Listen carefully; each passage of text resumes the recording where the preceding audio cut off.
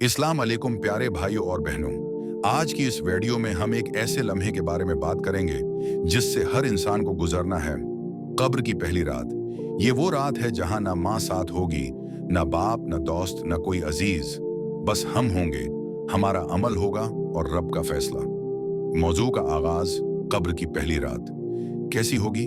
अंधेरा, तन्हाई, खामोशी और सवालात। जैसे ही इंसान को दफन किया जाता है और लोग वापस लौट जाते हैं, मुर्दा अपने कदमों की आहट सुनता है। यही वो लम्हा होता है जब फरिश्ते उसके पास आते हैं। मुनकर व नकीर का सवाल। दो फरिश्ते मुनकर व नकीर कब्र में आकर सवाल करते हैं, तेरा रब कौन है? तेरा दीन क्या है ये शख्स मोहम्मद कौन है? अगर हमने दुनिया में सही अकीदा, ईमान और अमल किए होंगे तो जवाब आसान होगा।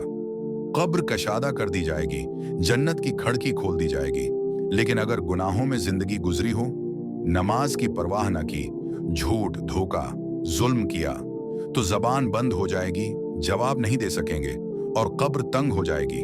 नेक लोगों के लिए कब्र नेक लोगों की कब्र बाग बन जाती है। रवायात में आता है कि एक खूबसूरत शख्स आकर कहता है, मैं तेरे नेक अमाल हूं जो तू दुनिया में करता रहा।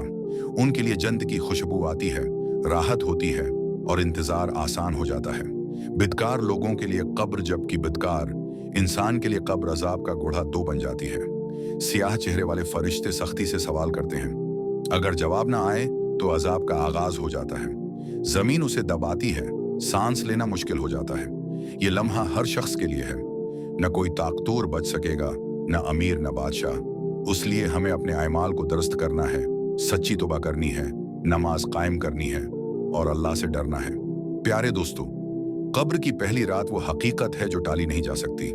आज हम वक्त पर हैं, सेहतमंद हैं, तौबा का दरवाजा खुला है। आइए आज ही से नियत करें कि अपनी जिंदगी को बेहतर बनाएंगे, अपने रब की तरफ रुजुआ करेंगे, ताकि हमारी कब्र जन्नत के बागों में से एक बाग बन जाए। अगर आपको ये वीडियो पसंद आए तो लाइक करें, कमेंट करें और उसे शेयर करें ताकि दूसरों को भी नसीहत हासिल हो। अल्लाह हमें नेक अमल की तौफीक दे। आमीन।